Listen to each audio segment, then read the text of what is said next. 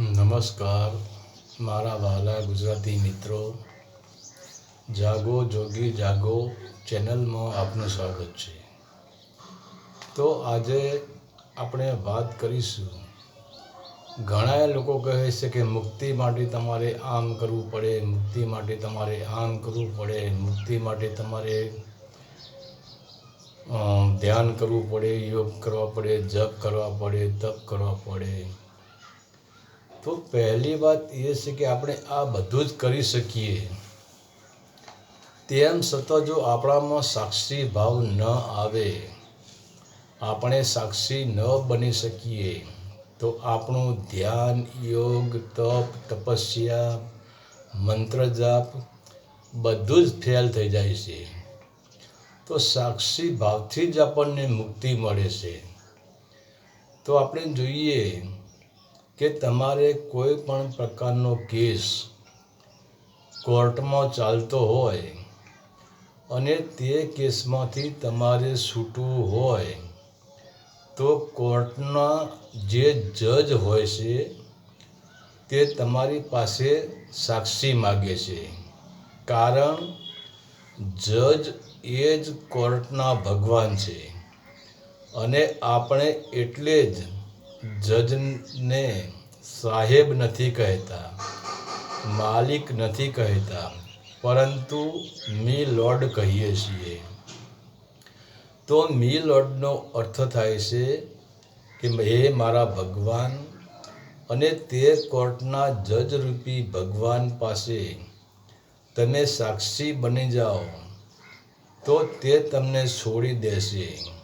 એવી જ રીતે આ પાંચ તત્વની અંદર રહેલી 4 યોનિ અને એક યોનિના 21 લાખ જીવ, તેમ 4 યોનિના 84 લાખ જીવ પાંચ તત્વની જેલમાં બંધનમાં છે.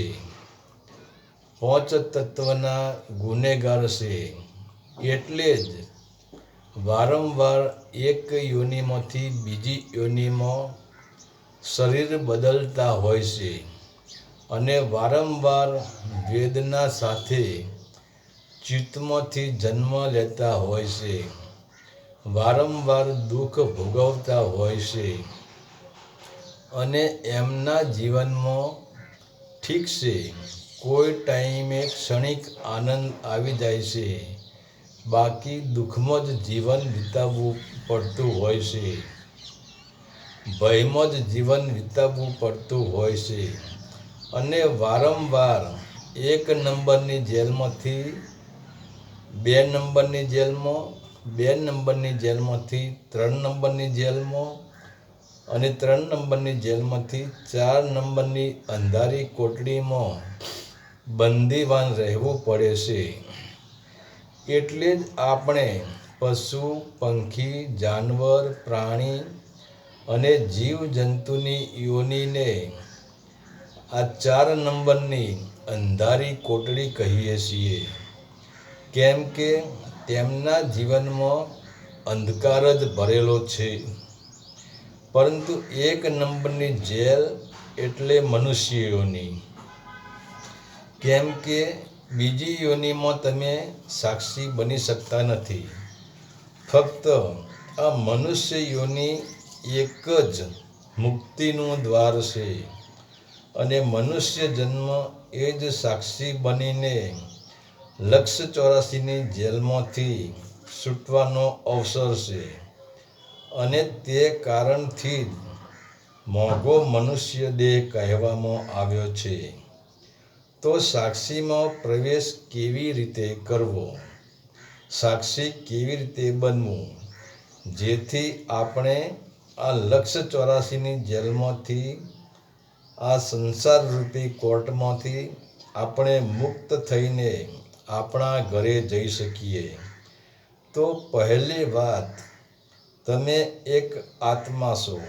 હવે એક સંકલ્પ કરો કે આત્માને જન્મ મરણ હોતું નથી. એટલે આત્મા જન્મ લેતો નથી, આત્મા બાળક બનતો નથી, આત્મા યુવાન બનતો નથી અને આત્માને વૃદ્ધાવસ્થા કે મૃત્યુ પણ આવતું નથી. તો હું અપરિવર્તનશીલ છું. બીજું, આત્માને ભૂખ કે તરસ લાગતી નથી. તો જ્યારે તમે જમવા બેસો કે પાણી પીવો ત્યારે નક્કી કરો કે મને ભૂખ તરસ નથી. તો શરીર ખાય છે અને આ શરીરને પાણીની જરૂર છે, તો શરીર પાણી પીવે છે.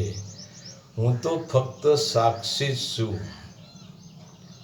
કોઈ તમારું માન અપમાન કરે અને હરખ શોક થાય તો તુરંત જ સાક્ષી બની જાઓ કે મને તો હરખ પણ નથી અને હું શોકથી પર છું, એટલે કે હું શોક રહિત છું.